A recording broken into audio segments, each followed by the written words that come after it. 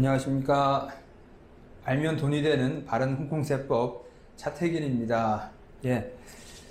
오늘 진도 나갈 부분은 외국납부세액공제예요. 이게 지금 한국세법에서 외국납부세액공제 부분을 좀 공부를 하신 분이라면 쉽게 이해가 되실 수 있는데, 지금 우리는 홍콩의 외국납부세액공제를 배우잖아요. 그래서 한국에서의 외국납부세액공제를 잘 아시는 분이라면 이해가 쉬울 것 같은데, 지금 외국납부세액공제가 어디다 쓰는 건가요? 라고 처음부터 물어보시면 지금 여기서 설명을 다 하기가 조금 약간 버거워요. 그렇지만 어쩔 수 없죠. 예, 진도는 나가긴 나갈 텐데 금방 이해가 안 간다 그래가지고 스스로를 너무 자책하지는 마시라는 말씀을 드리고 싶어요.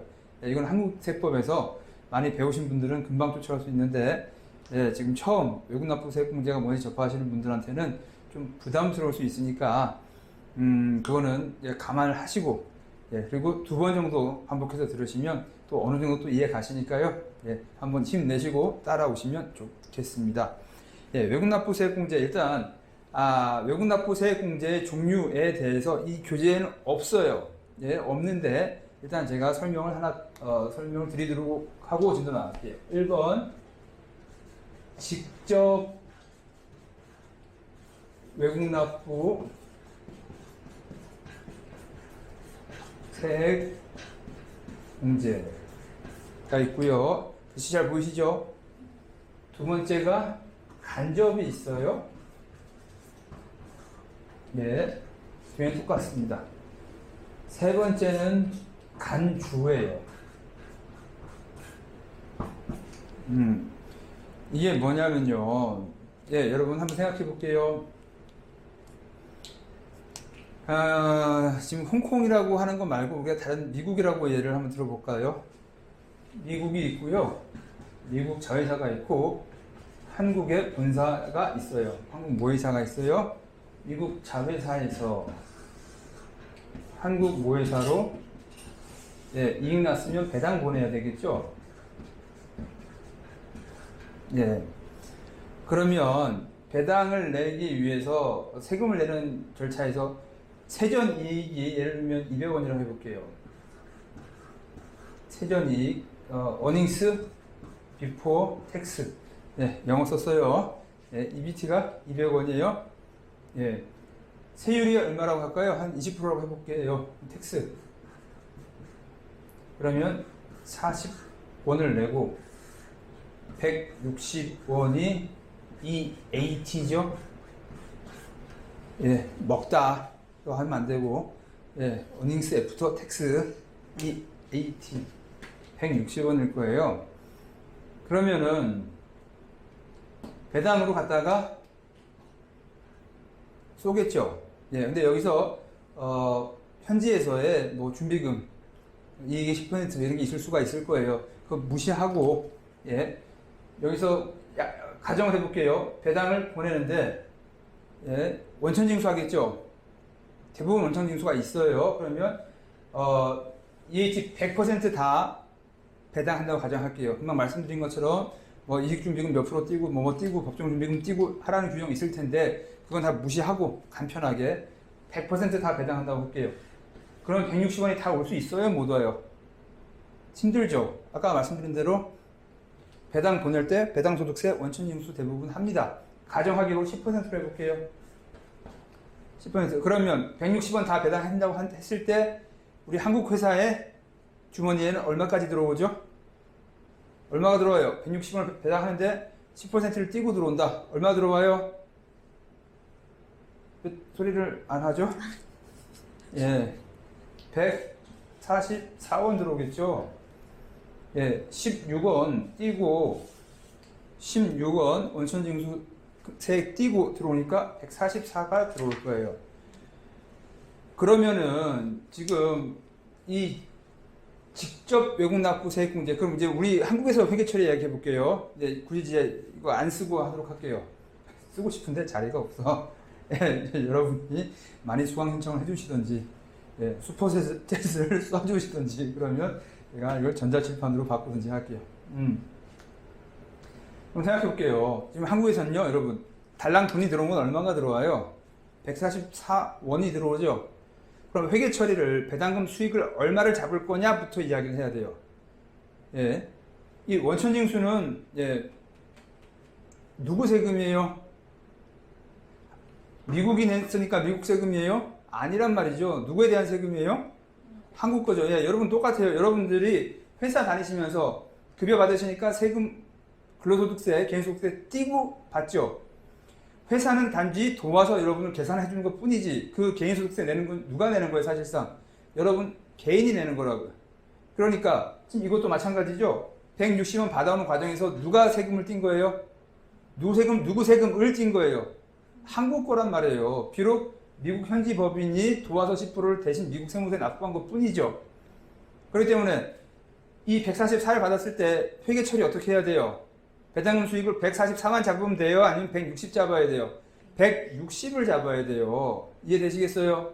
예, 그러면 한국에서는 매출액이죠? 그러니까 입금이죠? 입금으로 160이 잡힐 거예요. 그러니까 우리 계산하기 쉽게, 예, 우리 한국의 세율이 20%라고 가정해, 20% 하면 좀 그렇죠. 25%라고 해볼게요. 예, 그럼 4분의 1이니까 세금이 얼마 띄어야 돼요? 40 뛰겠죠? 예, 그러면 지금 세후이익은 120원이 될 거예요. 그러면 40원을 갖다가 세무서에 다 내느냐? 아니라는 거죠. 왜냐면 얼마를 띄고 왔어요? 이미 미국에서 16원 떼고 왔죠. 그래서 16원만큼을 물론 한도 계산은 있지만 한도 계산까지 하는 거 여기서 하려면 그런 한국세법에서 해야 돼요. 예, 뭐 별거 아니에요. 너무 복잡하다고 하지 말고 그냥 다 뗀다고 합시다. 여기 있는 40원을 갖다가 한국 세무서에 다 갖다 바치는 거냐, 내는 거냐, 아니라는 거예요. 뭐라고요? 16원을 빼준다. 이게 뭐예요? 직접 외국 납부 세액 공제예요. 예, 세무서에다가 미국 세무서에다가 낸 돈 그대로 납부한 세금 그대로를 예, 한국 세금 계산할 때 빼주는 거 직접 외국 납부 세액 공제 용어요. 직접. 그럼 간접은 뭐냐 한번 볼게요. 근데 지금 여기가 지금 여러분 보시면은 자회사로 해놨죠. 네. 이게 자회사가 아니라 이게 네. 자회사가 아니라 이게 지점이라고 해볼게요. 브런치. 예, 브런치 잘못 쓴 건 아니고 브런치, 지점. 예, 여러분 지점에서 발생한 이익에 대해서 세금을 누가 냅니까? 지점에서 법인세 내요, 안 내요? 안 내죠. 한국에서도 서울 본사, 부산 지점 있을 수 있죠. 그럼 법인세 지점에서 내요, 안 내요? 안 낸다고요. 지점에서 번 돈은 다 어디로 합산해야 돼요? 본사로 온단 말이죠. 그럼 여기서 얘가 지점이었다면 법인세 내요, 안 내요? 이런 거 하나도 없다고요. 200원이 다 한국으로 올 거예요. 이해되시겠어요? 미국이 자회사, 법인이 있기 때문에 법인세를 내는 거죠. 법인이 아닌데 법인세를 내요? 말이 안 되잖아요. 그래서 만약에 지점 형식으로 진출했다고 한다면 법인세를 낸다, 안 낸다? 안 낸다. 그럼 생각해 보세요. 진출한 형식이 법인이냐 지점이냐에 따라서 세금이 얼마씩 차이 나요? 20%씩 차이가 난다고. 예. 그러면 법인으로 진출하는 사람이 바보죠. 그래서 법인으로 진출한 경우와 지점으로 진출한 경우의 차이를 조정해 주기 위해서 예, 지금 이 배당 160을 받기 전에 160을 받았다는 건 뭐예요? 200에서 40원 20% 세금을 띄었죠. 그러면 이 낸 세금 아까 16원이 직접 납부한 거죠. 근데 이건 뭐예요? 배당을 받기 직전에 현지 법인이 부담한 간접 외국 납부세는 현지 법인이 부담한 법인세. 예, 글씨가 좀 그래서 그런데 잘 보시면 보일 거예요. 현지 법인이 부담한 법인세를 갖다가 이것도 역시 세무서에 납부한 거죠. 여러분 뭐하고 비교해야 돼요? 법인으로 진출한 경우에 160에서 16 띄고 144밖에 안 했죠. 만약에 지점으로 진출했다면 어때요? 하나도 안 띄죠. 안 띄는 게 뭐뭐 안 띄어요? 16도 안 띄고 40도 안 띄죠. 144와 200의 차이인 56 자체를 하나도 안 내고 왔겠죠.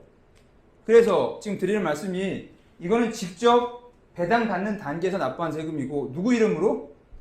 한국 회사 이름으로 냈기 때문에 직접이에요. 내 이름으로 낸 거죠. 한국 회사 이름으로. 근데 이 40은 뭡니까? 누구 이름으로 냈어요? 한국 회사 이름이에요? 아니면 미국 법인 이름이에요? 미국 법인 이름이라고. 그러니까 내 이름은 아니죠. 한국 회사 이름은 아니죠. 그렇지만 160이라는 배당을 받기 위해서 144라는 현금을 받기 위해서 미국 법인 이름으로 간접 낸 거죠. 다 낼 거잖아. 100%니까. 이해되시겠어요? 그래서 현지 법인이 부담한 법인세를 갖다가 이건 역시 이 납부세액에서 한도 계산에서 빼주겠다라고 하는 경우예요. 이해되시겠어요? 그럼 여러분 생각해 봐봐요. 빼준다고 하는 건 좋은데요. 그럼 생각해 봐. 여기 지금 40원밖에 안 나오잖아. 그렇죠? 예. 이게 세율이 20%나 25%나 지금 일단 큰 차이는 없어요. 5%가 작으면 작고 크면 큰데, 그럼 우리가 이미 낸 세금이 얼마예요? 56인데 40을 어떻게 빼요? 그렇죠? 그래서 간접 외국 납부세 계산할 때는 내가 비록 받은 게 40이지만 그리고 우리는 지금 여기서 160으로 잡았죠? 아까 세금 포함해서 다시 이 40까지 여기 엎어줘야 돼요. 그럼 아예 지점으로 진출한 거랑 똑같은 케이스가 돼야 되겠죠? 우리가 뭐예요 지금? 이 숫자가 160이 아니고 200으로 올라가야 된다. 200으로 올라간다는 말은 뭐예요? 지점으로 진출하나 법인으로 진출하나 받아온 돈은 똑같다고 가정하게 만드는 거죠. 그래서 현지에서 낸 법인세까지 아니 여러분 냉정해지자고. 지금 이해 안 간다고 겁먹지 마시고요. 지금 40원 내고 16원 냈잖아요. 그러면 합의 세금 얼마 내고 왔어요? 어쨌든 간에 직접 간접 합쳐서 56원 냈잖아.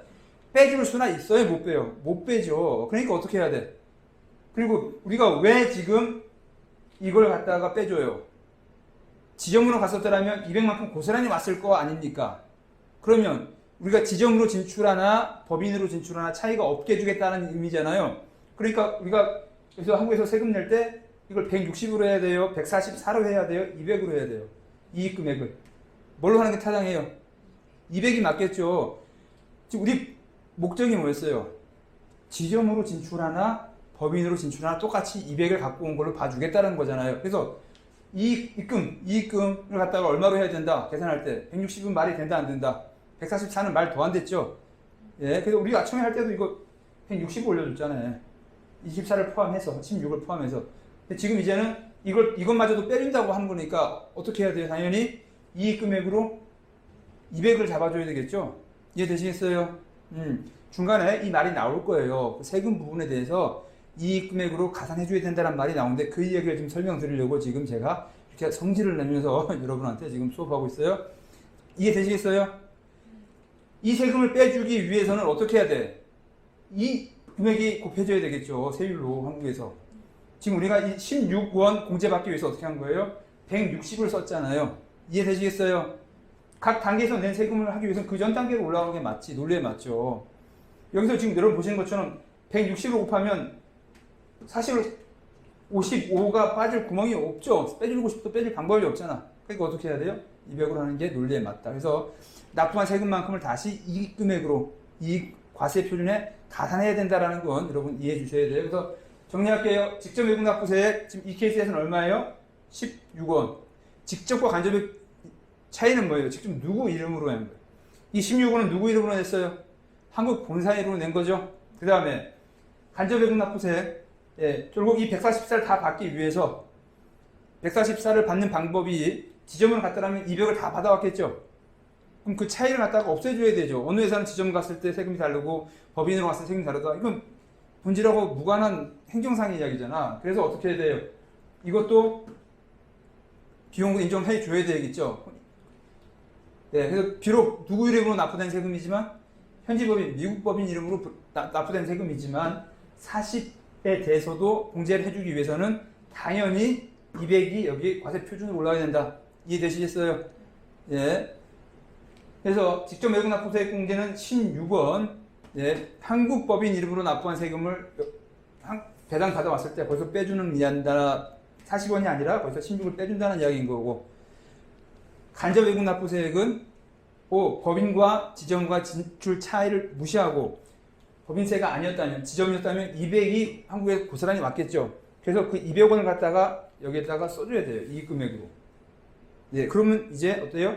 40하고 16하고 둘 다 내가 납부한 거다라고 해서 빼줄 수 있겠죠. 그래서 이 40에 해당하는 게 간접 외국 납부 세액이 될 거예요. 그러면 지금 200이라고 계산해 봅시다. 그럼 우리 한국 세율이 몇 %예요? 25%죠? 그럼 얼마가 나와요? 납부할 세액이? 힘들어요? 50 나와요. 50. 예. 50 나오니까 지금 어때요? 56이죠? 예, 이건 세율 차이 때문에 그런 건데, 한도는 계산한다고 말씀드렸죠. 그래서 다 공제 못 받을 수는 있지만, 어쨌든 간에 40보다는 타당한 숫자가 나오겠죠. 25%니까 50원이 나오고, 이 40과 16 한도 계산해서 적절히 거의 다, 약간은 좀 손실 나겠지만 거의 다 공제가 가능할 겁니다. 그 다음에요, 간주 외국 납부 세액은 뭐냐? 간주 외국 납부 세액 공제. 예, 지금 여러분, 지금 요즘에 핫한 이슈로 지금 반도체 공장 미국에서 많이 환영하고 있죠. 그럴 때 미국에서 뭐라고 그럽니까? 세금 감면해 줄게, 그 이야기 지금 조건 많이 들어가잖아요. 미국에다가 공장, 자동차든지 반도체 공장 지으면 세금 많이 감면해 줄게 라고 이야기를 해요. 근데 생각해 볼게요. 그러면 어쨌든 미국에서 버는 돈 한국 본사로 배당으로 보내야 될 거 아니에요. 근데 미국에서는 실컷 법인세 하나도 안 때렸어요. 빵! 예, 지금 미국 대통령, 바이든 대통령께서 세금 하나도 안 거둘게 라고 했어요. 근데 고스란히 이 돈이 다시 한국에 와서 세율 곱해버리면 어떤 일이 벌어져요? 미국에서 실컷 미국 정부가 베네핏을 줬죠. 지금 여러분 생각해 봐봐요. 이 금액이 40원이 됐든 16원이 됐든 한국에 오면 다시 공제를 받죠. 이미 낸 걸로 공제를 받죠. 그런데 세금 하나도 안 냈다라고 가정해 보자고요. 그럼 다시 고스란히 200원이 꼽히겠죠. 그러면 여기다 25 곱하면 다시 50원 나오죠. 그럼 50원 새로 다시 한국에 내라고 한다면 미국에서 감면해 준 거, 베네핏 준 거가 효과가 이리 와요, 안 와요? 안 오죠. 실컷 미국에서 세금 하나도 안 내고 다 가게 해줬어.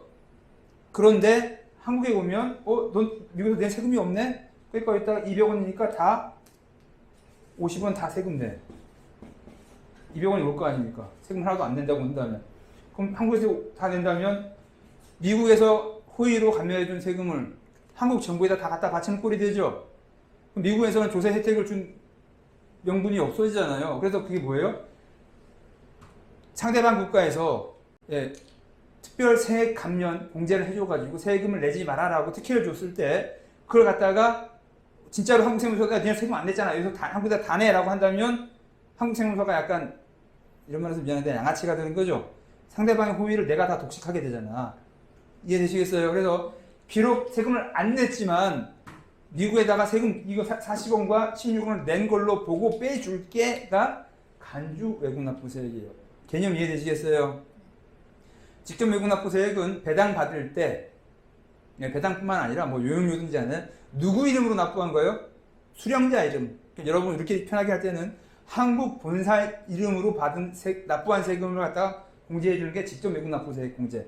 간접 외국 납부세액 공제는 배당에 있어서 법인 형태의 진출과 지점 형태의 지출의 차이를 동일하게 해줘야 되겠죠. 법적 형태로 인해서 세금 부담이 달라지는 게 좀 웃기잖아요. 본질은 같은데. 그래서 현지 법인 단계에서 납부한 법인세까지도 한국에서 낸 거다라고 간접으로 낸 거다라고 해서 빼주겠다라는 게 간접 외국 납부세액 공제. 그 다음에 간주 외국 납부세액 공제는 뭐예요? 상대방 국가에서 호의를 베풀어서 텍스 베네핏을 줘서 세금 내지 않아도 돼요 라고 했는데 그걸 다시 홀랑 한국에 와서 다 공제해버리면 공제가 없어지죠. 여기가 빵이니까 세금 40원도 안 냈고 16원도 안 쓰니까 한국에서 다시 한국 세무사가 홀랑 다 징수해가는 효과가 나오잖아요. 미안해요 홀랑 뭐 이런 말 다 써 미안한데 그래야지 기억 잘 남을까봐. 그래서 비록 안 냈지만 상대방 정부에서 조세 혜택을 준 경우에 그는 낸 걸로 간주해서 차감해 주는 것이 맞다라는 이야기입니다. 그래서 외국납부세액공제 종류 몇 개가 있다? 3가지. 직접 간접, 그 다음에 간주. 예, 옛날에는 간주라고도 했었고, 뭐, 의제, 낸 걸로 의지한다. 좀 고급스러운 한자 표현이죠. 예, 의제 외국납부 세액공제라는 말도 있어요. 예, 그래서 쉽게 제가 간주라고 표현 드렸고요. 어떤 책 보면 의제 외국납부 세액공제라고 되어 있으니까, 예, 여러분들 이제 헷갈리지 마세요. 그래서 세 가지 개념. 직접, 간접, 간주. 이제 이해되시겠죠? 예, 수업 해야 되는데 지금 개념 설명만 하다가 지금 진도 못 나가고 있어요. 예, 36페이지 맨 앞에, 36페이지, 예, 외국납부세 공제 맨 앞에 봅시다. 예, 이거 홍콩에 있는 법규를 갖다가 그대로 번역한 거예요. 그러다 보니까 좀, 아무리 번역을 잘해도 역시 번역이에요. 이해하시고 가봅시다. 그래서 DTA 지역에서 납부해야 되는 모든 수입에 대해서 세금은 홍콩에서의 수입에 대한 세금과 동일하게 공제가 허용된다. 예, 여러분 이게 뭔 말이냐면요. 각 나라, 한국과 미국, 한국과 홍콩, 한국과 중국 각 조세 협약이 체결돼 있는 경우만 외국납부 세액공제가 되는 거예요. 그럼 만약에 외국납부 세액공제가 없다. 이 케이스로 볼게요. 여기 보세요. 예, 한국과 미국은 당연히 조세 협약이 있겠죠. 그러니까 이 공제란 말이 나와요. 근데 만약에 그냥 가정이에요. 가정. 미국하고 조세 협약이 없다. 그럼 지금 실제로 들어온 돈은 얼마나 들어와요? 144가 들어오죠. 그럼 여기 이익으로 잡히는 금액이 144가 나오고, 예, 144 곱하기 25% 한 금액 몽창 다 세금으로 내야 돼요. 예, 여기서 납부한 금액을 갖다가 차각 쪽에서 공제해준 직접 간접 간주 있다 없다. 외국납부 세액공제 개념 없다. 어떤 경우에 조세 협약이 상호 체결되지 않은 경우에는 예, 외국납부 세액공제 아예 적용할 수가 없다. 이건 여러분 상식이에요. 예, 외국납부 세액공제에 적용하려면 각 국가 간에 조세 협약이 있는 경우만 돼요. 그건 당연한 이야기입니다. 그래서 조세 협약이라고 제가 여러분한테 편하게 말씀드리는데 원래 그 조세 협약 보면 뭐라고 되어 있냐면 이중과세 방지에 대한 협정이라고 되어 있어요. 너도 세금 띄고 여기 보세요. 미국도 세금 띄고 여기 또 띄고 한국도 또 띄면 서로 이중과세 되는 거죠. 같은 200원 버는 거에 대해서. 그래서 조세 협약이라고 그냥 실무상 편하게 말하는 거지 제목을 보면 좀 길어서 그래요. 예, 뭐 미합중국과 대한민국의 이중과세 방지 협정에 대한 뭐 조약 뭐 어쩌고 이렇게 돼 있어요. 의정서란 말도 있고 그러다 보니까 이 이중과세 방지하기 위해서 뭐 하는 거예요? 외국납부 세액공제를 적용을 해 주는 겁니다. 그래서 첫 번째 줄이 그거죠. 예, DTA 지역에서 납부해야 하는 모든 세액. DTA가 뭐예요? 더블 텍세이션 어그리먼트. 이거 또 오해하시면 안 돼. 이중으로 과세하겠다는 게 아니고 이중과세 방지한다는 얘기예요. 더블 텍세이션 어그리먼트에서 이중과세 합시다라는 게 아니라 이중과세 방지의 조약이 체결된 지역에서 납부한 세금에 대해서는 홍콩에서도 예, 외국납부 세액공제를 적용해 주겠다라는 이야기예요. 그 다음에 외국납부 세액이란 봅시다. 쭉 해서 보면요. 1번 이하 아래 내용에 대한 세금이다. DTA에서 납부해야 되는 모든 수입에 대한 세금 당연한 이야기고 예, 그 DTA에 따라서 조약에 따라서 세액공제 및 감면이 허용되는 세금이다. 여러분 이게 또 뭔 이야기냐면요. 여러분 이중과세 방지 협약에 따른 세금은 대부분 다 인컴택스에 대한 이야기예요. 부가세에 대해서는 서로 노타치합니다. 그래서 부가가치세 예, 미국에서 납부했다 한국에서 공제된다 안 된다 그건 상관없다는 이야기예요. 예, 중국에서 납부한 증치세 한국에서 공제된다 안 된다 그건 안 된다는 거예요.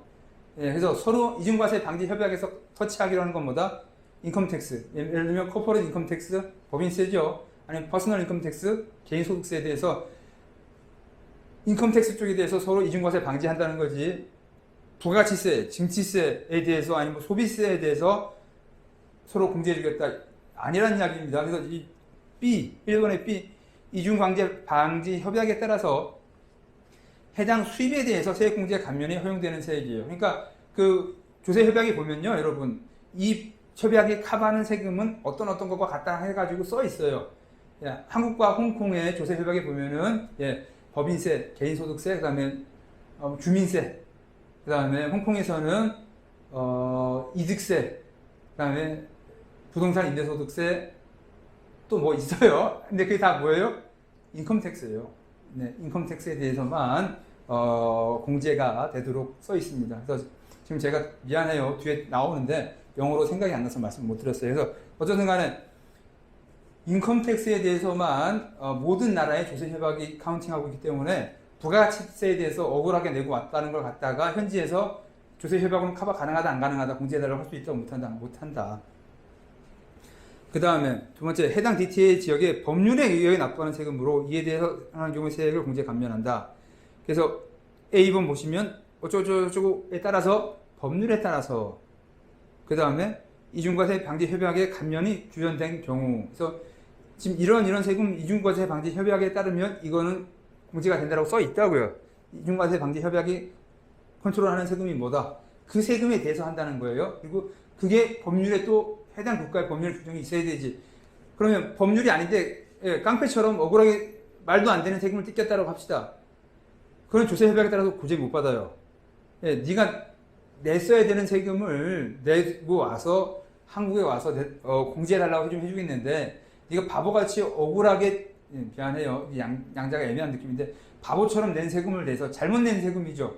잘못 낸 세금을 한국에 와서 공제해달라고 해주면 한국에서도 공제를 못 해주겠다. 그럼 어떻게 해야 돼요? 현지에서 소송을 통해서 돌려받아라라고 하는 게 원칙입니다. 홍콩뿐만 아니라 한국과 어느 나라, 모든 나라 조세조약이 마찬가지예요. 현지에서 억울하게, 나쁘게 말하면 바보처럼이죠. 바보처럼 잘못 낸 세금을 한국에 와서 공제해달라고 해줄 수는 없어요. 거부합니다. 왕왕 있는 일이에요. 그럼 뭐라고 어떻게 해야 돼요? 현지에서 소송을 통해서 현지 세무서하고 직접 싸워야 돼요. 물론 그럴 때 조세협약의 맨 뒤에 보면 한국 국세청과 현지 국세청이 같이 싸우는 모임 이야기가 있습니다. 그건 제가 또 알려드릴 건데 각각 억울한 일이 있을 때 살짝 도와주는 회의 기구가 있긴 있어요. 거기에 대해서 설명 따로 드릴 테니까 나중에 기다리시고 참으시면 돼요. 그래서 지금 요약해 말씀드리면 조세 협약에서 규정하고 있는 세금으로 합법적으로 낸 세금일 때 외국 납부세 공제가 가능하다라는 이야기예요. 그래서 법규에도 없는 세금을 내고 왔다. 아니면 조세 협약에 커버하지 않는 세금에 대해서는 우리는 모르겠다라는 이야기인 거고, 두 번째로는 억울하게 잘못 낸 세금, 병신같이 낸 세금, 바보처럼 낸 세금은 현지에서 싸우라는 이야기입니다. 저속한 표현 써서 미안해요. 그 다음에 홍콩에 관련한 세금은 본 조례에 따라 부과되는 세금을 의미한다. 당연한 이야기죠. 그 다음에 DTA에서 발생한 수입이라 하면 이중과세 협약 지역에서, 그러니까 상호 조세 협약이 있는 국가에서 발생한 수입이라 하면 이중과세 방지 협약에서 명시한 모든 이익 또는 수익을 포함한다. 당연한 이야기고요. 그 다음에 본 조항과 관련해서 어디에서 의미하는 모든 외국 납부세액은 DTA 지역에 법률에 따라 납부하는 것으로 간주하는 게 맞다. 당연한 이야기고요. 그 다음에 위와 같은 소득에 산정되는 세액에서 그에 해당하는 세액을 감면해야 된다. 뭔 말이냐면 그 아래 볼게요. 단 이 같은 소득을 받는 개인이 해당 과세연도에 홍콩 거주자가 아닌 경우 해당 과세연도에 대한 세금은 감면은 허용되지 않는다. 뭔 말이에요?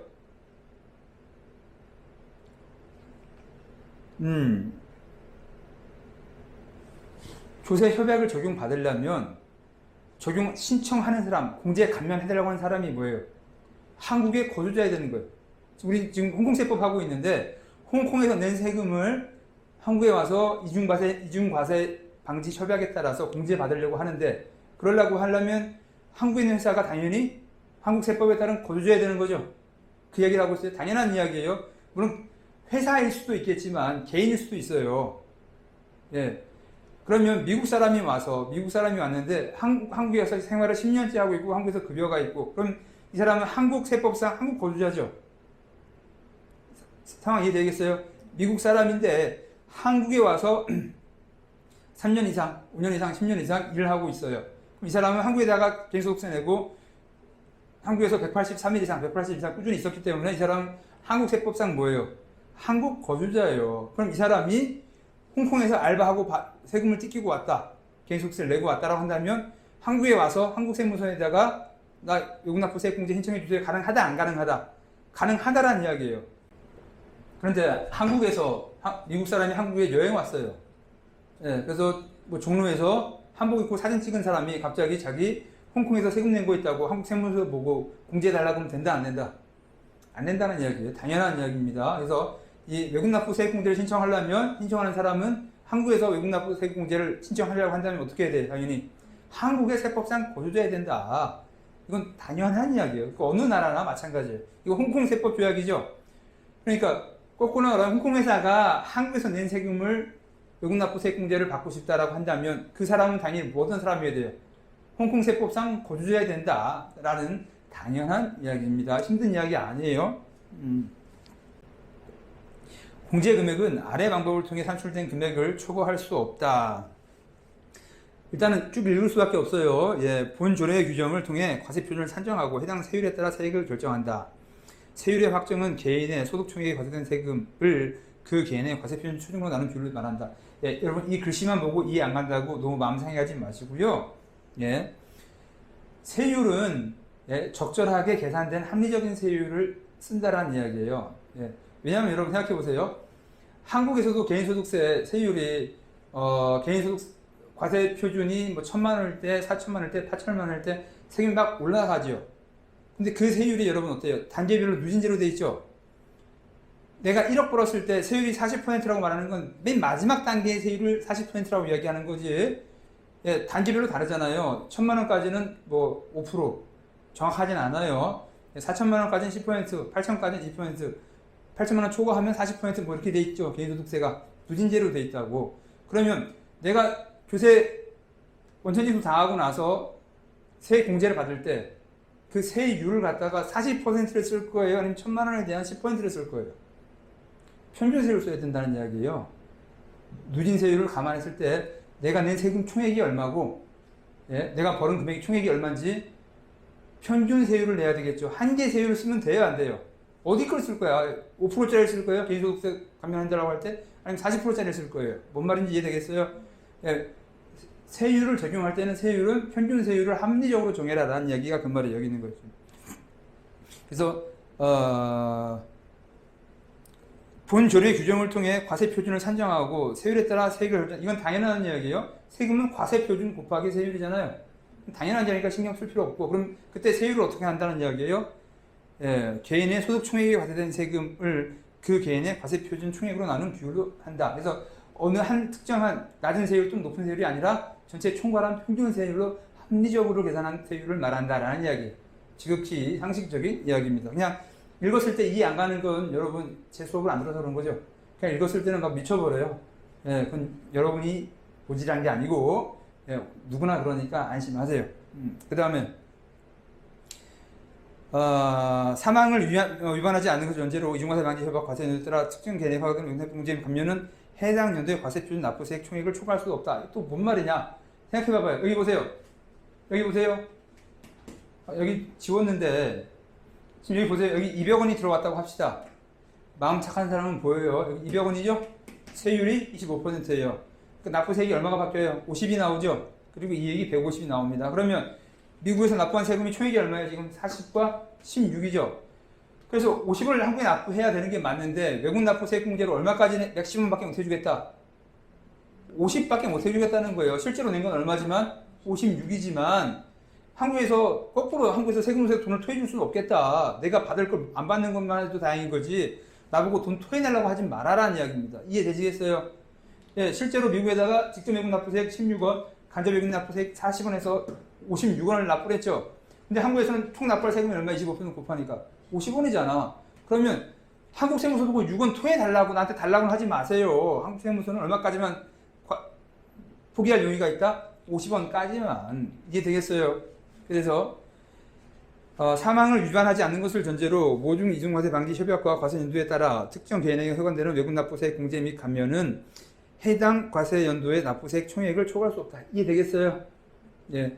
현지에서 한국에서 납부할 세금을 초과해서 더 공제해달라고 떼쓰지 말아라 라는 이야기입니다.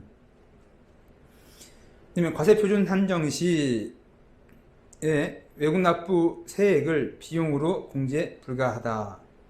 여러분, 여러분 마음 상해하지 마세요. 이게 뭔 말인지 이해 안 간다고 했을 때 지극히 정상이고 뒤에 나오는 사례를 보면서 이해되시는 게 정상적인 사람입니다. 예, 이거 이해 안 간다고 너무 우려하거나 예, 가슴 아파하지 마세요. 과세 표준 산정 시 외국 납부세 공제를 비용으로 공제해 넣을 수 없다. 여러분 여기 보세요. 한국에서는요 이 외국 납부세 공제를 지금 이 케이스 있죠. 200원, 160원, 16원, 144원 여러분 기억하시죠? 예. 한국에서는요 여러분 납세자가 그러니까 한국 모회사가 선택할 수는 있어요. 이걸 다 비용으로 때려놓고 내가 받은 거 144로만 끝낼 수도 있습니다. 예, 그럼 여기 얼마가 꼽혀요? 160도 아니고 200도 아니고 144가 꼽히고 거기에 따라 25% 납부를 하고 끝내는 방법도 가능해요.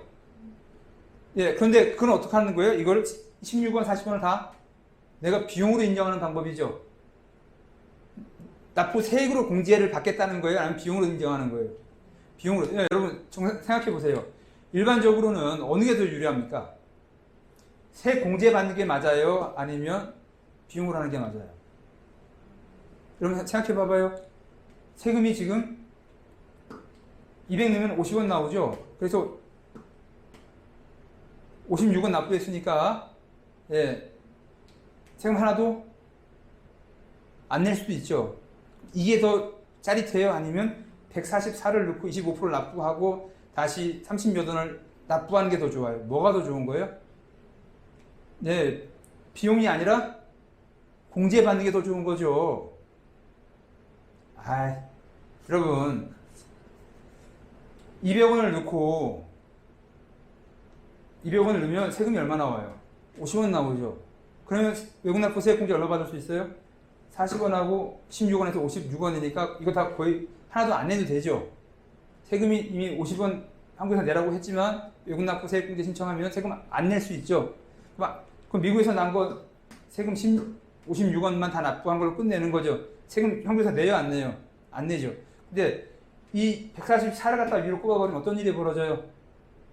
세금 납부해야 돼요, 안 해야 돼요? 해야 되죠. 30 얼마 해야 되죠. 이해되겠어요?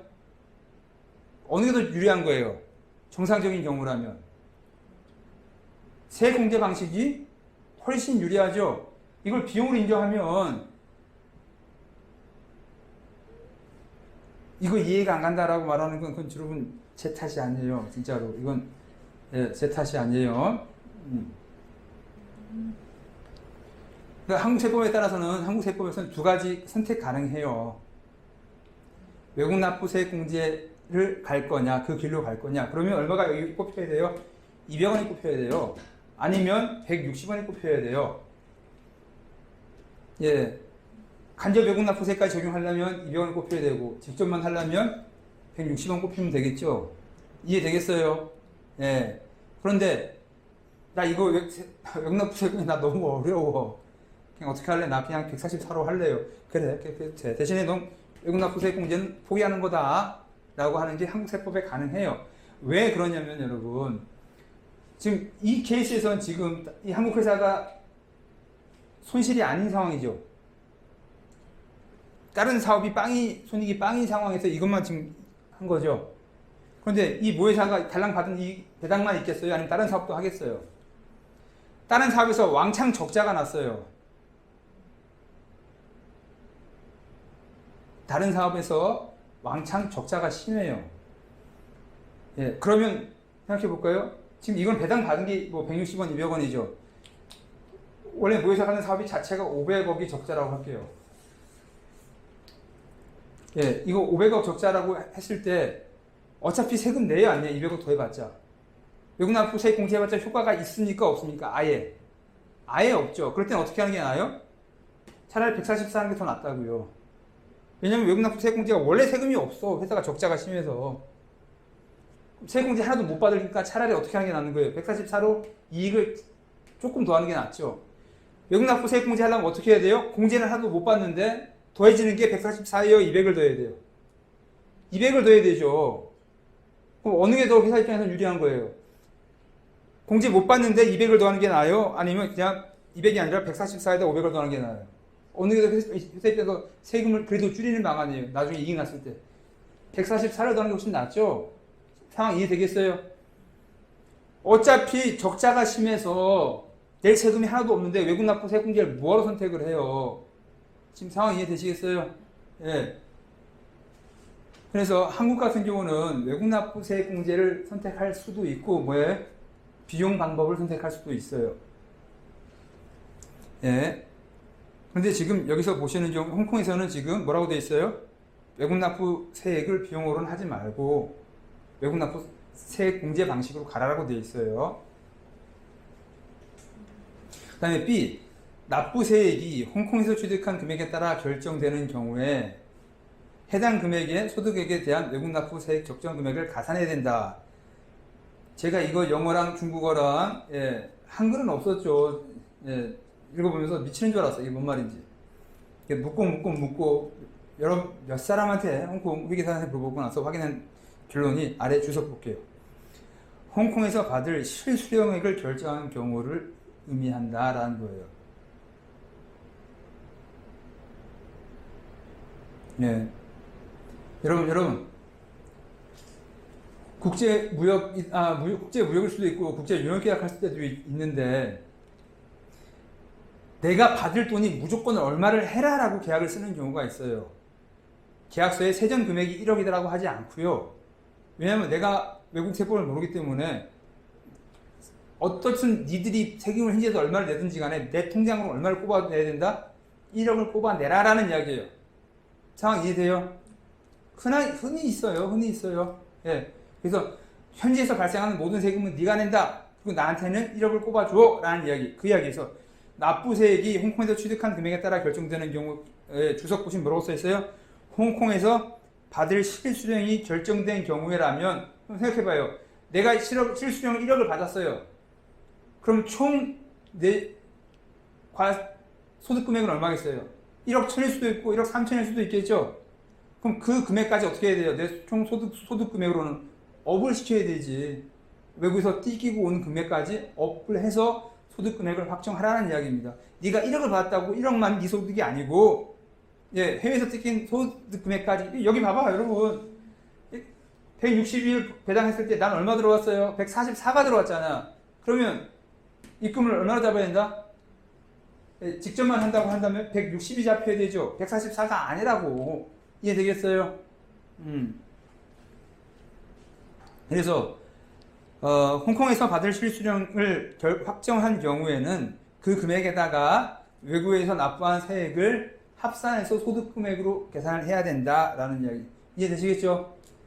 이래도 이해 안 간다. 정말 미안한데 반복속 듣는 수밖에 없어요.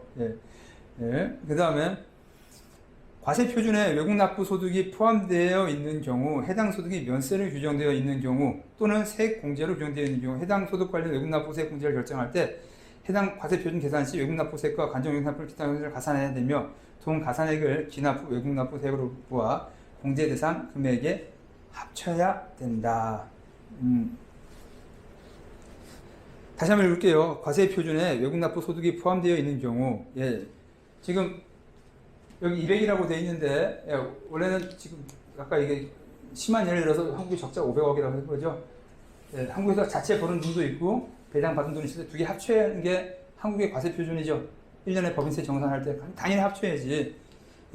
과세표준에 외국 납부 소득이 포함되어 있는 경우, 해당 소득이 면세로 규정되어 있는 경우 또는 세액 공제로 규정되어 있는 경우 해당 소득 관련 외국 납부 세액 공제를 결정할 때 해당 과세표준 내 계산 시에 직접 외국 납부 세액과 간접 외국 납부 세액을 및 기타 외국 납부를 가산해야 되며, 뭔 말인지 알겠어요? B하고 비슷한 이야기죠. 위에 있는 말하고 거의 비슷한 이야기죠. 그래서 지금 홍콩, 여러분 지금 이거 한글로 써 있으니까 여러분 이거 지금 한국 세법으로 착각하시면 안 돼. 이거 홍콩 세법이에요. 홍콩 세법에서도 지금 뭐 어떤 세금을 갖다 업하라고 돼 있어요. 간접 외국 납부세액 업하고, 그렇죠? 직접 외국 납부세액도 업하라는 거죠. 그래서 똑같은 이야기예요. 그래서 200원이면 200원을 업해라라는 이야기입니다. 이해되시겠죠? 단 본원과 관련한 별도의 비용이 있더라도 기납부 외 세액을 합산한 과세소득에 대해서 산정된 홍콩 납부 세액보다 기납부 외국 세액이 더 큰 경우 초과액을 과세소득에서 차감한다.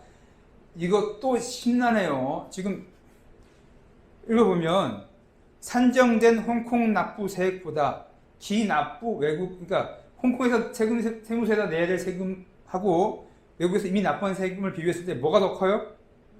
지납부 외국 소득세액이 더 크면 공제는 안 해주는 거죠. 여기 봐봐. 여기 지금 56원인데 지금 한국에서 50원밖에 안 나오죠. 그럼 6원은 원래 날아가는 게 맞다고.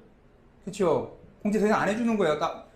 한국 세무서 보고 6원 돌려주세요 하면 돼야 안 돼요. 그건 아닌 건데, 지금 여기 보면 그 6원 어떻게 처리하는지 써 있어요. 뭐라고? 초과액을 과세소득에서 차감한다. 윗 대가리에서 까란 이야기예요. 저도 이해 안 갔어요?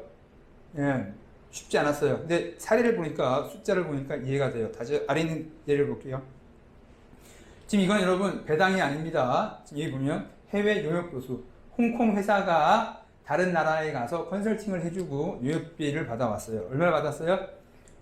보수총액이 100원이고 원천징수 법인세 20%를 띄고 왔다는 거죠. 그래서 실제 받은 돈이 80원일 때 홍콩 법인의 법인세율은 16.5다라고 돼 있어요. 그러면 예, 다른 거 빼고 지금 이 것만 놓고 보자고요. 예, 그럼 세전이익이 얼마입니까? 100이죠. 예, 근데 갑자기 보면 3.5라는 숫자가 이상한 숫자가 떠와요. 예, 이게 지금 뭐냐? 이건 지금 아래를 더 보아야 돼요. 3.5는 예, 금방 숫자가 안 나와요. 예, 일단 3.5 무시하고 내려갑시다. 그러면 그냥 100이 나오겠죠? 3.5가 없다고 가정한다면 100이겠죠. 그 다음에 곱하기 16.5 세율을 홍콩 법인세가 16.5다라는 건 여러분 이렇게 예제에서 답을 줬고 그러면 얼마가 나오겠죠. 그런데 지금 보자고 지납부세액으로 공제 받을 수 있는 게 얼마예요? 16.5란 말이에요. 예, 아예 100이 다 들어갔다고 계산했을 때, 예, 지금 3.5 빼는 거 여러분 신경 쓰지 마세요. 100이 통째로 들어갔다고 해봅시다. 예, 그러면 홍콩에서 납부해야 될 세금은 총액이 맥시멈 얼마예요? 16.5죠. 근데 이미 납부한 세금이 얼마예요? 해외에서 납부한 세금이 20원이죠. 특히 공개 20원이잖아. 그럼 그 차액 3.5는 여러분 홍콩에서 돌려달라고 할 수 있어요? 없어요? 할 수 없죠. 3.5를. 그럼 그거는 아예 말은 안 되는데 매출액에서 빼줄게, 이익에서 빼줄게라는 이야기예요. 여러분 여기 봐봐요. 아까 제가 설명 간단히 드린 케이스가 있었죠. 여기 한국이 적자가 50이고 받은 배당이 200억일 때, 예, 배당이 이렇게 해서 144가 왔을 때 여러분 200도 할래요? 아니면 144도 할래요? 했던 말 기억나요? 그럼 144를 결과적으로 더한다는 말은 56을 비용으로 뺀 거죠. 세액으로 공제를 한 게 아니고 수익과 비용에서 비용으로 뺀 거지. 다른 개념이에요, 여러분. 지금 200에서 40과 16, 55를 비용으로 빼서 144를 여기다 더했다라는 말과 이 56을 이 50에서 뺀다는 거가 이해 안 간다고 말하는 건 지금 여러분 정말 미안한 이야기인데 수업을 계속 듣는 수밖에 없어요. 지금 144를 갖다가 위에다 더한다는 건 뭐예요? 56을 비용으로 뺐다는 이야기죠. 근데 200을 더하고 여기 50에서 56을 뺀다는 건 세액 공제를 한다는 거죠. 공제를 하는 개념과 비용으로 뺐다는 게 지금 이해 안 갑니다. 네, 여러분 회계의 원리를 다시 듣고 해야 돼요. 지금 이 수업을 10번 들어도 가슴은 아플 것 같아요. 미안한 이야기인데, 예. 이해되시죠? 예. 이 56을 빼서 200에서 빼서 144를 이 자리에다 꼽아낸다는 거는 이 세금을 비용으로 쳤다는 이야기죠.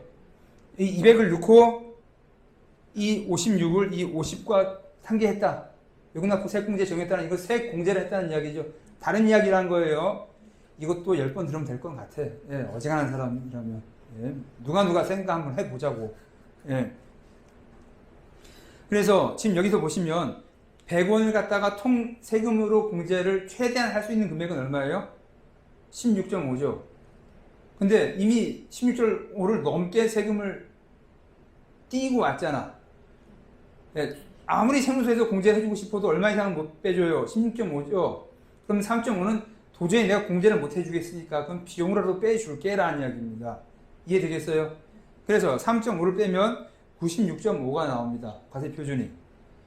예, 그럼 과세표준에서 16.5를 곱하면 15.92가 나오고요. 세액공제 16.5를 납부하면 0.58. 그래서 일단 납부할 세금이 있다 없다? 납부할 세금이 안 나오죠. 그 다음에 0.58은 지금 뭐라고 되어 있어요? 아래 주석 보시면 21, 24 보시면 외국 납부세액 미공제 이건 어떻게 하겠다? 그 다음 해에 가서 세액 공제도 또 빼줄게. 세무서에서 0.58은 돌려준다 안 돌려준다? 돌려주지는 않아요. 대신 어떻게? 그 다음 연도에 이미 납부한 세금으로 세액을 빼주겠다는 이야기입니다. 세금을 현찰로 돌려주지 않아요. 0.58을. 그 다음에요.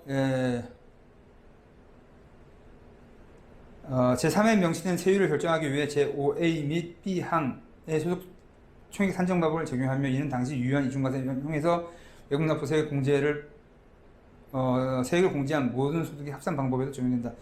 특별한 말 없어요. 그냥 이렇게 계산 잘 하면 된다라는 이야기예요. 그 다음에요. 양가로 7번. 만약 배당금을 특정 회사에 지급하고 회사가 해당 배당금을 지급한 회사의 50% 이상의 의결권을 직간접으로 통지한다면 이 배당금은 이중과세 방지 협약에 속하게 되며 위에 규정된 배당금과 같은 종류로 분류되어 공제가 허용된다. 여러분 배당금에 있어서 외국 납부 세액 공제 적용하려면 지분을 몇 프로 이상 해야 된다라는 이야기입니다. 이렇게 힘들게 써놨어요?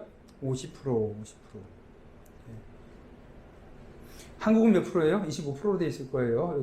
간접 외국 납부 세액 공제할 때 한국은 간접 외국 납부 세액 공제하려면 간접 적용하려면 25%라는 규정이 있고 지금 홍콩에서는 그냥 퉁쳐서 뭐라고 되어 있어요? 50% 이상. 양가로 8번. 만약 개인이 특정 과세연도의 소득의 감면과 공제를 받지 않겠다고 스스로 선택한다면 관련 협약에 의한 세액 감면과 공제를 받을 수 없다. 내가 홍콩 거주자인데 세액 공제 감면 나 안 할래요. 세금 다 낼래요. 그럼 내세요. 감면 공제는 여러분이 스스로 신청을 해야 되는 거예요. 감면에서 공제해달라고. 근데 그거 포기했다 그러면 포기는 받아줄게. 세금 많이 내세요. 이야기죠. 그 다음에 감면과 공제 형식을 통한 면세액의 청구 또는 요구는 아래 명시된 기한에만 가능하다. 6년 또는 6개월. 6년은 뭐냐면요. 내가 깜빡 잊어먹었어요. 감면 공제를. 감면 공제 잊어먹었어요. 원래는 보통 당연인지 다 하죠. 근데 잊어먹고 있었다. 그럼 몇 년까지 수정 신고할 수 있다? 수정 신고 언제까지 할 수 있다? 6년. 6개월은 뭐냐? 이미 6개월 지났어요. 6년이 다 지났어요. 7년도 지나고 8년도 지났어요. 근데 해당 국가에서 그 거래에 대해서 세무조사를 했어요. 야, 이거 세금 이거 봐라. 여기 보세요. 야, 이거 16이 아니야. 너 잘못했어. 그때 이거 15%였어. 세무조사를 해가지고 세금이 늘었겠죠. 16이 아니라 24가 됐겠죠. 그럼 다시 추가냈을 거 아닙니까? 그럼 이때 와서 어떻게 하는 거예요? 그때 여기서 세무조사 당해서 내가 세금을 더 내고 왔으니 이 8원 다시 또 토해주세요 라고 신고를 할 수 있다는 이야기예요. 현지에서 세금을 추징 다시 당했다면 그 결과에 따라 어떻게? 홍콩에서도 환급해달라고 신고할 수 있는데 추징 신고할 수 있는데 그 기간은 몇 개월이다?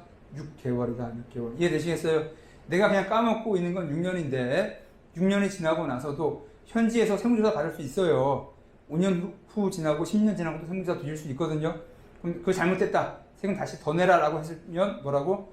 홍콩에서도 그 추가로 납부한 금액만큼 또 공제해 줄게. 근데 기간은 얼마? 추징 당한 후부터 6개월 이내는 빨리 공제해 달라고 해라 라는 이야기입니다. 그 다음에 9A 보시면 만약 개인이 구항에 의거해서 공제 형식 면신 청구 요구했으나 담당 공무원이 청구에 대한 공제를 허가하지 않을 경우 담당 공무원은 해당 개인에게 서면으로 통보해야 되며 해당 문서가 과세통지서 NOA 노티스 오브 어세스먼트에 해당하므로 개인은 제11조에 명시된 반대할 권리와 상소권을 갖는다. 뭔 말이에요? 세액공제 감면을 해달라고 신청했어요. 외국 납부 세액공제를 신청했는데 홍콩의 공무원이 거절했어. 예, 거절했다면 뭐라고요? 예, 이의 신청해라라는 이야기예요. 이의 신청할 권한이 있다라는 이야기고요. 예, 양가로 10번 홍콩에서의 외국 납부세 공제와 관련된 규정으로 외국 납부세 설명은 되어 있으나 예, 여러분 이거 한번 신경 쓰셔야 돼요. 예, 홍콩에서의 간접 외국 납부와 관련된 규정으로 간접 외국 납부 세액이 설명은 되어 있으나, 예, 여러분 간접 외국 납부 세액 공제 간접이란 말 어디 있었죠? 38페이지 C에 보시면 예, 세 번째 줄에 직접 외국 납부 세액과 간접 외국 납부 세액 다 있죠? 예, 홍콩에도 간접 외국 납부 세액이란 말이 있다고요. 예, 있는데 지금 다시 양가로 10 와서 보시면 홍콩에서는 해외에서 수령한 배당금은 기본적으로 면세를 적용하고 있으므로 여러분 바로 지난 시간에 한번 또 했을 거예요. 경외 소득은 면세다. 홍콩이 돈을 받았지만 해외에서 들어온 이자라든지 해외에서 들어온 배당 소득 이런 건 과세하겠다 안 하겠다. 아예 들어온 돈 자체를 과세를 안 해버리겠다는데 면세를 처리하는데 웬 외국 납부 세액 공제가 있어요? 돈 들어온 거 면세 처리해주고 외국 납부 세액은 또 공제를 또 해주면 미친 거죠. 말이 안 되지. 세무서에서 적자를 그렇게 보면 말이 안 되죠. 예, 들어온 돈에서 면세 처리해주고 돈 뜯기고 온 거 세금은 또 안에서 또 빼주고 돌려주고 환급해주고 그럼 말이 안 되잖아. 이해되겠어요? 그래서 홍콩의 규정으로는 예, 배당과 관련해서 직접 외국 납부세액 공제, 간접 외국 납부세액 공제란 단어가 있고 케이스도 있어요. 그런데 어떻다? 배당과 관련한 실무에서는 아예 면세로 원천 봉쇄가 돼버리죠. 세금 낼 일이 없죠. 배당 받았을 때. 그렇기 때문에 실무에서는 예, 직접 외국 납부세액조차도 적용할 기회가 없습니다. 라고 속 시원하게 말씀을 해드렸어요.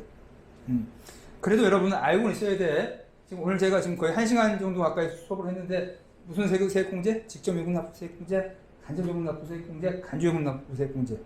직접은 누구 이름으로? 배당 단계에서 직접 내 한국 본사 이름으로 띄고 온 거.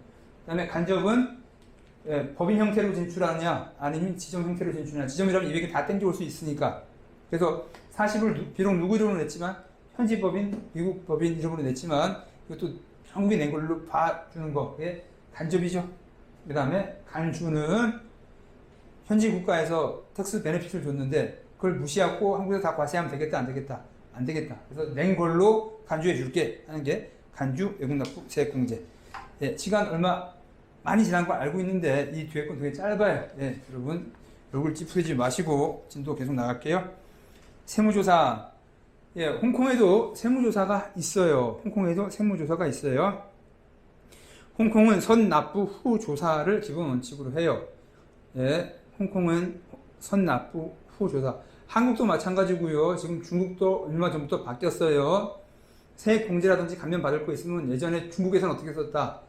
세금 연말 정산하기 전에 미리 허가를 받고 세금 공제 감면을 신청했는데 지금 중국도 마찬가지예요. 어떻게 해요?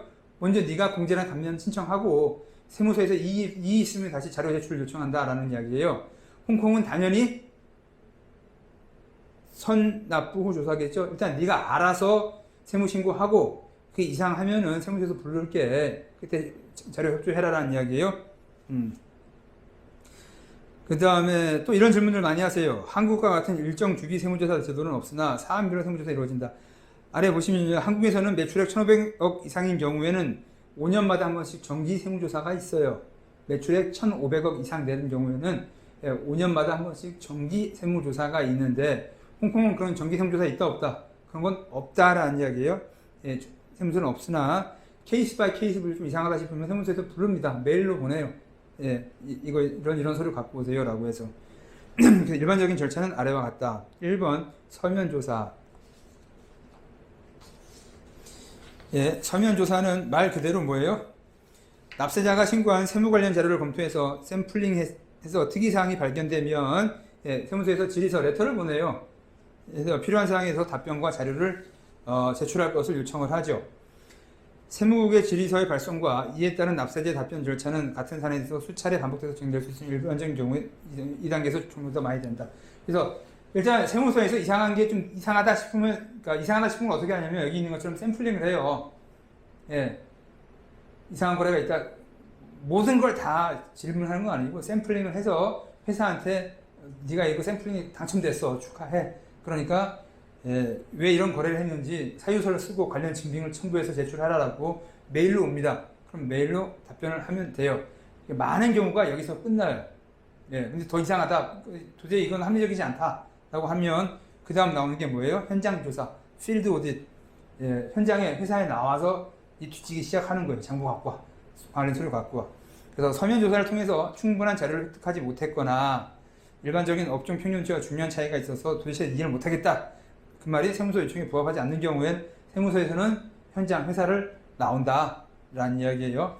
현장 조사를 진행하는 경우에 대표적인 케이스는 아래와 같다. 1, 2, 3, 4, 5 감사보고서 의견이 적정 의견이 아니라 한정 부적정 의견 없음 이럴 때, 그 다음에 비합리적으로 낮은 매출액 및 동종업계 대비 상대적으로 낮은 이익이 발생하는 경우, 세무신고를 이행하지 않은 경우, 관련 증빙이 없는 경우, 5번 서면조사 등의 경우 세무부로부터 자료를 요청받았지만 이에 대응하지 않은 경우 다 나쁜 놈들이죠.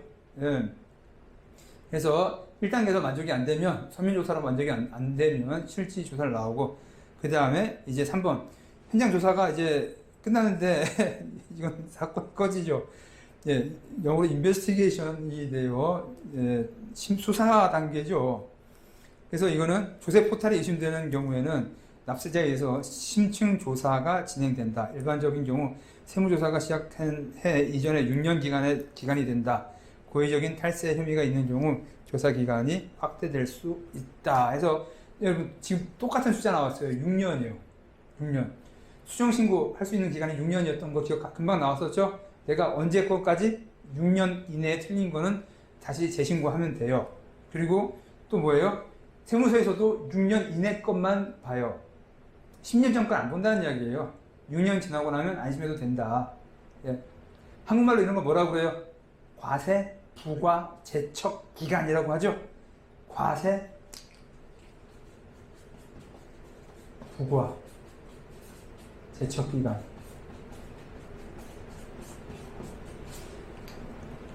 세무서에서 20년 전 거 뒤져갖고 세금 내라고 못한다는 이야기예요. 몇 년까지? 6년. 홍콩에서는 6년. 이렇게 해가지고 지금 법인세, 우리가 알고 있는 지금 사업소득세, 한국말로 법인세고 중국말로는 이득세, 그 다음에 또 다른 말로 흔히들 사업소득세라고 하는 법인세 쪽에 대해서 공부를 했어요. 여기까지 쫓아오시느라고 수고하셨고요. 다음 시간에는 이제 우리 개인소득세, 근로소득세 쪽 넘어가서 수업 계속 할 테니까요. 여러분 너무가 아니죠. 복습 더 잘 하시고 다음 시간에 건강한 모습으로 뵙도록 하겠습니다. 수고하셨습니다.